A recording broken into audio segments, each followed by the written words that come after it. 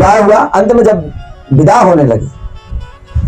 होने लगी तो यहां सदानंद जी ने दशरथ जी से कहा कि धन्य है राजा दशरथ जी, आप ना जाने भगवान ने क्या कृपा की जो मुझे धरती से ये प्राप्त हुई। दशरथ जी ने पूछा धरती से कैसे सीता? तो यहाँ पर सदानंद जी महाराज राजा दशरथ जी को सीता जी की कथा सुनाते। अरे पूर्व जन्म में एक पद्माक्ष नाम का राजा था जिसको कोई संतान नहीं थी।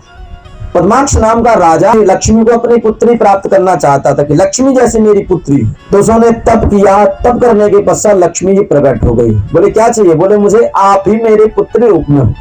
लक्ष्मी जी बोली हम तो नारायण के अधीन है, नारायण से प्रार्थना करो, नारायण का तप करो, नारायण का तप करोगे तो नारायण कृपा करेगा, हम तो नारायण के वशीभूत हैं।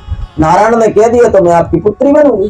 ठीक है, नारायण का तप किया, नारायण जी प्रकट हुए। नारायण भगवान जब प्रकट हुए तो बोले क्या चाहिए? पुत्री मुझे लक्ष्मी रूप में चाहिए। बोले नारायण भगवान ने बिजोरा दिया। बिजोरा जानते? बिजोरा, तो वो बिजोरा में से पद्माक्ष ने फोड़ा, जैसे फोड़ा तो उसके अंदर से सुंदर पुत्री निकली।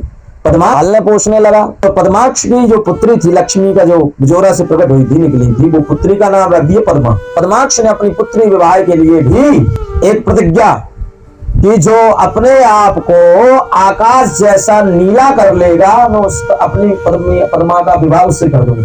सब राक्षस आए को न कर पाए, राक्षस ले भगे पद्मा। जब लेके चले गए तो फिर पद्माक्ष ने युद्ध किया, अंत में पद्माक्ष मारा गया। मरने के पश्चात वो अग्नि में समाहित हो गई। तो कुछ दिन बाद ब्राह्मण और उसका जो सारंग, वो दोनों लोग वहां से निकल रहे थे। जब निकल रहे थे तो उसके दूत ने, रावण के दूत ने कहा कि देखो यही पद्माक्ष की ये पुत्री पद्मा है, ये पुत्री ये पद्मा है जिसने राजा का अंत करवा दिया। बोले मैं इसे अपनी पत्नी बनाऊंगा, मैं इसको ढूंढूं। उतरा नीचे सीधा पास न गया तो उसी अग्नि में समाहित हो गई। फिर से रावण कहता तुम कहीं चलो जाओ, मैं तुम्हें ढूंढ करके रहूंगा। ढूंढता रहा, राग बिटोरता रहा, नहीं मिली। लेकिन वहां पर 5 रत्न जड़ित मिले। रत्न ने देखा 5 रत्न, तुरंत टोकरी मंगाई, पेटी, सिंदूक मिलाकर के 5 रत्नों को रख दिया और चला गया अपने लंकापुरी। जैसे लंकापुरी में गया, एक साइड रख दिया, अपनी पत्नी के पास, मंदोदरी के पास आया। बोले आज मुझे बहुत अच्छी चीज मिली है, जाओ उठाकर खिलाओ। सिंदूक में रखी 5 रत्न। जब मंदोदरी गई तो वो खिंची नहीं, उठी नहीं। रावण ने कहा ऐसा क्या हो सकता है इसमें? जैसे रावण फिर गया देखने के लिए, जैसे गया तो जैसे ही खोला उसमें से एक कन्या निकली। तो उन्होंने कहा कि तू इसमें कैसे आई? बोले तू ही तो मुझे लेकर के आया। बोले इसको मैं अभी मार दूंगा। बोले तू मुझे क्या मारेगा, मैं तुझे मारने खुद आऊंगी। मारने के लिए प्रयास किया तो मंदोदरी ने हाथ तोड़ा। बोले मारो ना, पद्माक्ष को नहीं छोड़ो, तुम अपनी मृत्यु काहे बुला रहे हो? उस दिन जी लो। कहा बंद करके ठुकवा हुई है। तुमने कहा बोले जनक के एरिया जो है राज्य, वहां जाकर के ठुकवा दो। वहां बंद किया। राजा जनक के यहाँ गड्ढा खोद करके वहीं गाड़ दिया। जैसे गाड़ दिया, अब जो भूमि थी, एक बार राजा जनक ने एक ब्राह्मण को वो भूमि दान कर दी। अब जो ब्राह्मण था उसने अपने लोगों को लगवाया, हर जुतवाना प्रारंभ किया। तो जुतवाना प्रारंभ किया तो सेवक जोत रहे थे। जोतते वो सीट जैसे लगी तो बोले यार यहाँ पर गया। तो जब पूरा खोद के देखा, सिंदूक निकला तो ये नौकर काम कर रहा था, खेत पर काम करने वाला, ब्राह्मण के पास गए। ब्राह्मण से कहा कि चलो वहां पर कुछ है। ब्राह्मण आया, ब्राह्मण ने खुदवाया। बोले यार ये तो मेरा नहीं है।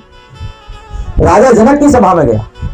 राजा जनक की सभा में गए, उस पोटली को लेकर गए। ब्राह्मण देवता ने कहा कि राजा जनक जी ये आपके खेत से मुझे प्राप्त हुई। राजा जनक ने कहा मैं तो भूमि आपको दान कर दी, भूमि जो कुछ है वो सब आपका है। बोले राजा जनक से बोले ब्राह्मण देवता की भूमि हमारी है, लेकिन भूमि के अंदर जो कुछ है वो सब आपका है। तो आप इस राज्य के हो, आप राजा हो।